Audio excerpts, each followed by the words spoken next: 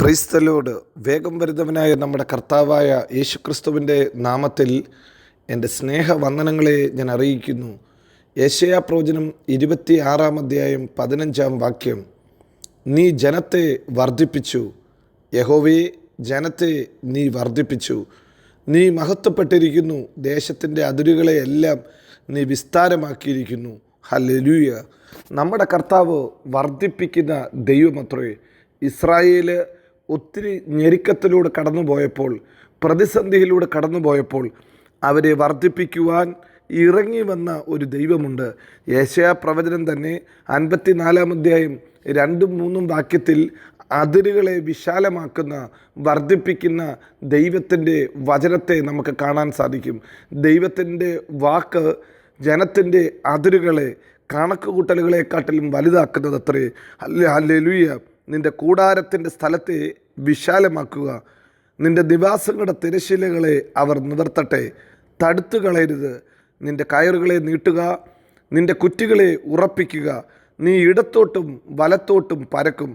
നിൻ്റെ സന്തതി ജാതികളുടെ ദേശം കൈവശമാക്കുകയും ശൂന്യ നഗരങ്ങളിൽ നിവാസികളെ പാർപ്പിക്കുകയും ചെയ്യും. ദൈവത്തിൻ്റെ വലിയ പ്രോമിസാ ഈ 2 വാക്യത്തിലും നാം കാണുന്നത്. ഹല്ലേലൂയ. ഞെരുക്കിയ, ഹല്ലേലൂയ, ഒതുക്കിക്കളഞ്ഞ, ഇല്ലാതാക്കിക്കളഞ്ഞ ജനത്തെ, ഹല്ലേലൂയ, തങ്ങളുടെ ഭവനത്തിൽ നിന്ന്, ഹല്ലേലൂയ, പുറത്താക്കിക്കളഞ്ഞ ശത്രുവിനെ ദൈവം നേരിട്ട്, ദൈവം ഇടപെട്ട്, ഹല്ലേലൂയ, ജനത്തെ വിടുവിച്ചു. ദൈവം ശത്രുവിൻ്റെ കയ്യിൽ നിന്ന് വിടുവിക്കുക മാത്രമല്ല, ദേശത്ത് നട്ട് ദേശത്ത് പരക്കുമാറാക്കി. എന്നെ കേൾക്കുന്ന കർത്താവിൻ്റെ പ്രിയ പൈതലേ, ഏത് സാഹചര്യത്തിലും നമ്മെ കൈവിടാത്ത, നമ്മെ ഉപേക്ഷിക്കാത്ത ഒരു കർത്താവ് നമുക്കുണ്ട്. അതാ നമ്മുടെ ഉറപ്പ്. അവൻ നമ്മെ വളരുമാറാക്കുന്ന ദൈവം, നമ്മുടെ ഹല്ലേലൂയ അതിരുകളെ വിശാലമാക്കുന്ന ദൈവം. പഴയ നിയമത്തിൽ പല സമയത്തും പല സാഹചര്യത്തിലും ജനം ചിതറിപ്പോയ സ്ഥാനത്ത് ദൈവം അവരെ ശേഖരിച്ച്, ദൈവം ദേശത്ത് കൊണ്ടുവന്നു അവരെ വർദ്ധിപ്പിച്ചു. എന്നാൽ ദൈവം വർദ്ധിപ്പിക്കുമ്പോൾ, ദൈവം അനുഗ്രഹം തരുമ്പോൾ പലപ്പോഴും മനുഷ്യർ നിഗളിച്ച് തെറ്റിപ്പോകാറുണ്ട്. അതുകൊണ്ടാണ് നാം വായിച്ച വാക്യത്തിൽ, ഹല്ലേലൂയ, യെശയ്യാ പ്രവചനം 26:15 ഒരു പദം പരിശുദ്ധാത്മ പ്രത്യേകം എഴുതിയിരിക്കുന്നു. ദൈവം മഹത്വപ്പെട്ടിരിക്കുന്നു, അവൻ്റെ നാമം മഹത്വപ്പെട്ടിരിക്കുന്നു. പ്രിയരെ, ജീവിതത്തിൻ്റെ ഉയർച്ചയ്ക്കകത്ത്, വളർച്ചയ്ക്കകത്ത്, ഹല്ലേലൂയ, വർധനവിനകത്ത് മഹത്വപ്പെടുവാനുള്ളത് കർത്താവിൻ്റെ നാമമാണ്. നമ്മുടെ പടക് നിറയുമ്പോൾ, ഹല്ലേലൂയ, ആ പടക് നിറച്ചത് കർത്താവൊന്നും മറന്നു പോകരുത്.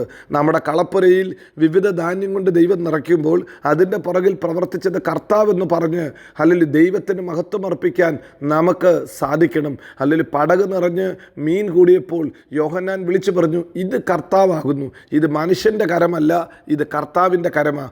ഒരു നാളും നിഗളിപ്പാൻ ഇടവരരുത്.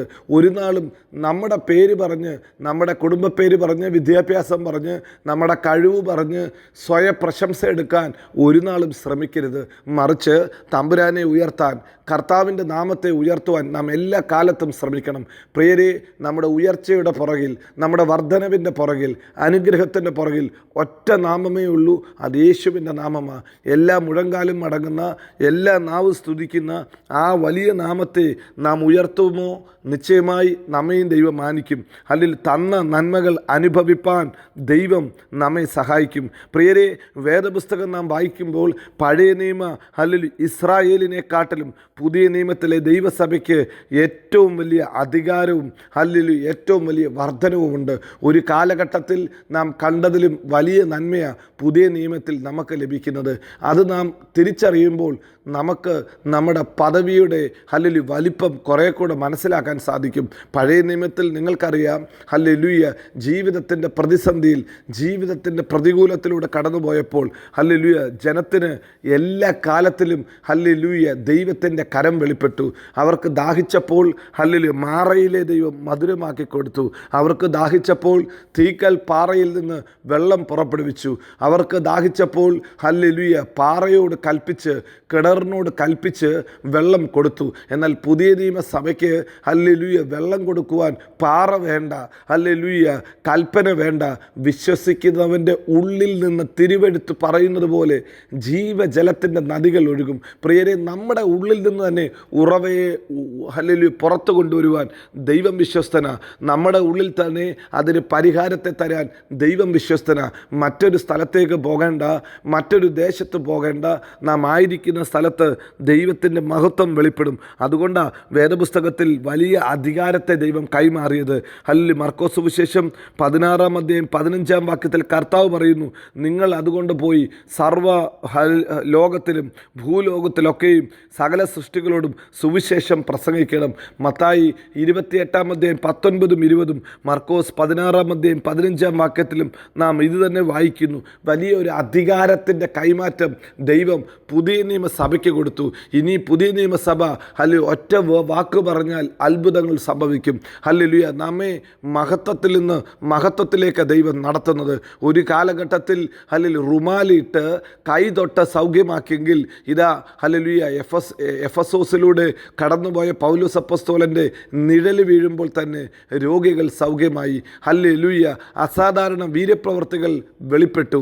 ദൈവത്തിൻ്റെ പ്രവൃത്തി അങ്ങനെ. ഹല്ലേലൂയ. അവൻ വചനമയച്ച് വിടുവിച്ചു. പ്രിയരെ, ഈ കാലഘട്ടത്തിലും അധികാരത്തിൻ്റെ ഹല്ലേലൂയ ഹല്ലേലൂയ പ്രദർശനം, ദൈവശക്തിയുടെ പ്രദർശനം ദൈവസഭയിലൂടെ കർത്താവ് ചെയ്യുന്നു. പ്രിയരെ, നാം ഏൽപ്പിച്ചു കൊടുക്കുമ്പോൾ നമ്മെ അവൻ വളർത്തും, നമ്മെ വർദ്ധിപ്പിക്കും, നമ്മെ ഒരു മഹത്വമാക്കി മാറ്റും. കർത്താവിൻ്റെ നാമത്തിന് വേണ്ടി നമ്മെ ഉപയോഗിക്കും. ഒറ്റ കാര്യം, തിരുവചനം പറയുന്ന പ്രകാരം മഹത്വം കർത്താവിന് കൊടുക്കണം, ദൈവത്തിന് നന്ദി അർപ്പിക്കണം. അങ്ങനെയെങ്കിൽ നമ്മെ എല്ലായിടത്തും എല്ലായ്പ്പോഴും ക്രിസ്തുവേശുവിൽ അവൻ ജയോത്സവമാക്കി നടത്തും. God bless you. Amin, Amin.